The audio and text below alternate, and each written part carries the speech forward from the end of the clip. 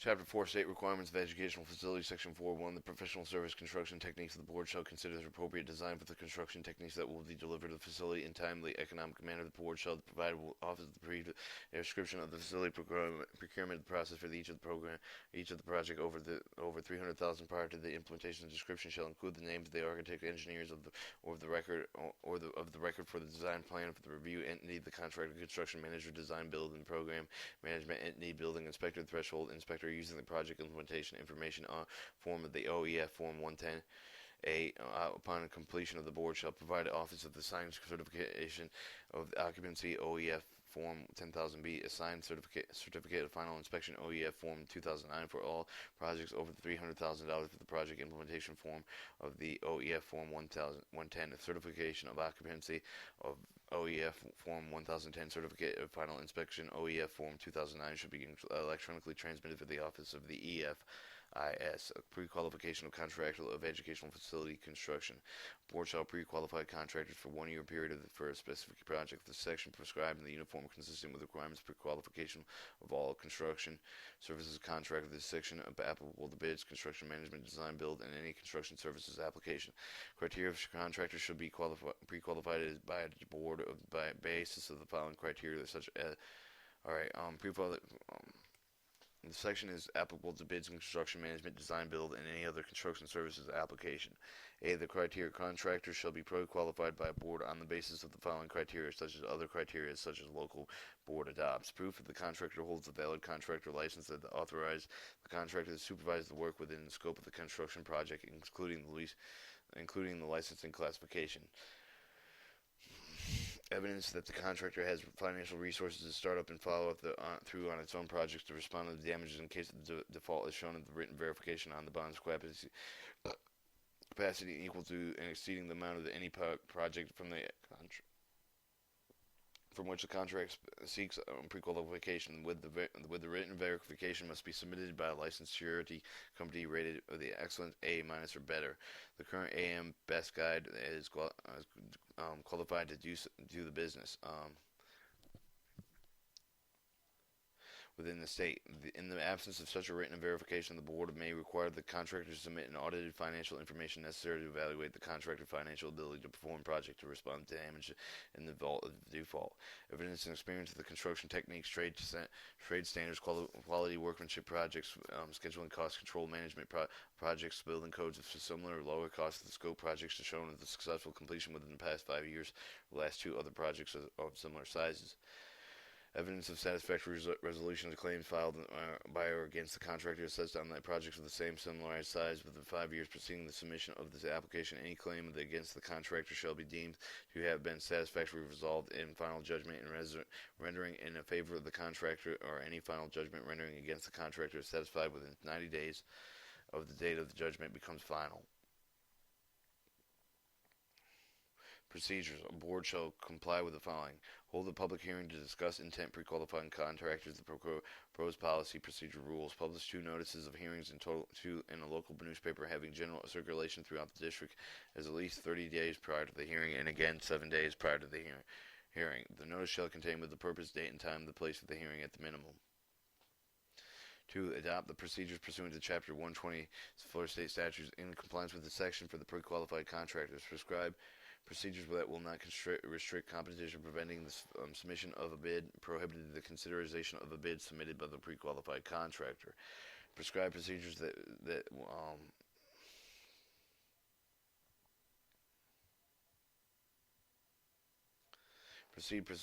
prescribe procedures that will allow pre-qualification of any responsible contractor who meets the uniform criteria established in the section, with resident or non-resident with the geographical area served by the board. Prescribe procedure governing the submission of the financial information by the contractors. Prescribe procedures for the review, evaluating applications, making the recommendation of the type of the project, dollar volume, limits allotted for the school. Prescribe procedures governing the submission of the financial information by the contractors. Prescribe procedure for reviewing evaluation applications, making a recommendation for the type of the project, dollar value, limits allowed within the scope of the pre-qualification. Prescribe procedures that will not supersede the small business woman-owned or minority-owned business enterprise performance program adopted by the board. prescribe procedures by which the board may reject application that contains inaccurate information declaring a contractor delinquent or suspended or revoked on a pre-qualification certification.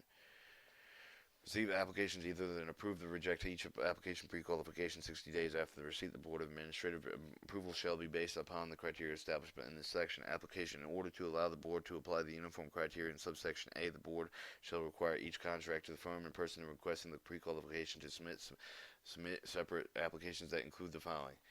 1. Detailed information on the board prescribing forms setting forth the application of compliance with the past performance, experience, financial resources, capability, including public entity crime statement of performance statements and references. Audited financial information current within the past 12 months, such as a balance sheet and a statement of the operations of the bonding and the capacity. The requirements for the financial information may be satisfied by a contractor by providing written verification of the contractor's bonding capacity. 3. The general information about the contractor company, its principles, and its history include state and date of the incorporation, contractors, trade categories, information regarding the state and local licenses, license numbers, and held by the applicant. A list of projects completed within the past 5 years, including the dates, client, approximately dollar values, and projected scopes. Certificate insurance and confirming the current workers' compensation, public liability, property damage insurance as are required by law. List of all pending litigations, all litigations within the past 5 years, including an explanation of each litigation initiated by the contractor to protect the contractor's legal rights, shall not be used on a basis for rejecting pre-qualification. Signed by an authorized officer of the company and owner of the sole proprietor as appropriate, attesting for the to the completeness and correctness of the application of the financial information. Exemption. When 2 or more pre-qualified contractors wish to combine their assets for a specific project, they may do so by filing an affidavit to the joint venture of the board of the prescribed form. Such affidavit shall be filed only for the specific project. Issuance of certificate. The board shall issue a certificate valid for 1 year for the duration of the specific project. The certificate shall include a statement indicating that the contractor is authorized to bid the projects during the time of the period specified, a statement establishing the total dollar amount of the work of the contractor, the permitted having under the contractor at any one of the time as determined by the contractor bonding capacity, and 10 times the net quick assets. The statement established by the maximum dollar of each individual project to the contractor will be permitted to have under the contract within a board at any one time. The maximum value of each of the project may be up to twice the value of the largest. The maximum value of each project may be up to twice the value of the largest project previously completed by, or shall not exceed the contractor's bonding capacity, or 10 times the net quick assets. A statement establishing the type of work of the contractor will be permitted to provide the expiration date of the certificate, renewal of certificate. The certificate not for a specific project shall be renewed annually. Financial statements, written verification, bonding capacity on file of the board shall be updated annually, and failure to submit a new statement of the verification bonding capacity after the least of 30 days written notice by the board shall automatically revoke a pre-qualification certification. The board may allow pre-qualified contractors to request a revision of the pre-qualification status at any time that they believe the dollar volume of the work is under the contract or the size of the complexity of the project shall be increased if the experience, the staff size, staff qualifications, and other pertinent data justify the action. Delinquency. After the decision to declare a contractor delinquent may be only obtained by the superintendent president, must be ratified by the board as in next regular meeting following such a decision, superintendent or president. If a contractor is determined to be delinquent after a notice any opportunity for a fair hearing, the board shall notify the contractor his surety in writing that the contractor is qualified for the bidding work of the board. As long as the delinquent status exists, the delinquent condition may be determined to be in effect when one or more of the following conditions occur without justifiable cause. Substantial repeated failure to comply with the contract documents after written notice of such non-compliance, of substantial repeated failure to provide supervision coordination of subcontractors after written notice of such failure. substantial deviation from the project time scheduled after the written notice of compliance, substantial repeated failure to pay the subcontractors after the board has been paid for the contract work performed with the subcontractors in accordance with the approved requisition for payment. Substantial repeated failure to provide the quality workmanship compatible with the trade standards in the community after the written notice of such failure. Substantial repeated failure to comply with the warranty requirements of the previous contracts after written with notice of such failure. The failure to maintain the required insurance coverage after the written notice of such failure. G.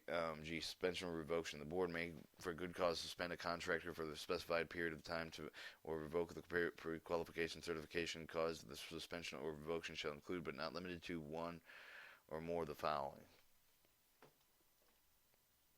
1. A contractor found that it provided inaccurate, misleading statements, including the contractor's application. Contractor declared in default by a board. Contractor injunction to be bankrupt. Contractor performance in connection with the contract work performed. Contract performance in connection with the contract work becomes unsatisfactory to the board based on the board asserting or recovering liquidated damages in action against the contract. The contractor payment records in connection with the contractor work becomes unsatisfactory to the board based on the contractor's failure to comply with the construction prompt pay law. Section 715.12 Florida State Statutes. Contract becomes delinquent on the construction project.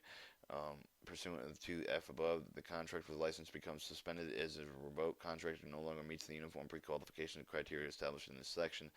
An appeal. A contractor whose application must have been rejected with whose certification has been suspended or revoked by the board shall be given the benefit of reconsideration as an appeal as follows. The aggravated contractor may, within 10 days after receiving notification of such action, request consideration in writing. The contractor may submit additional information at the time of the approval.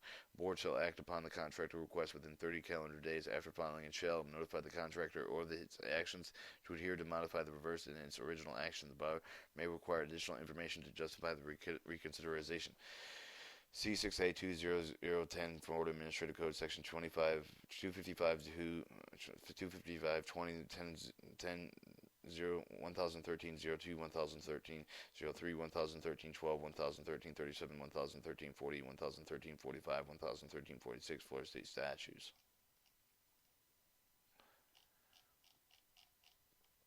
All right, Chapter 4 Section Section 2.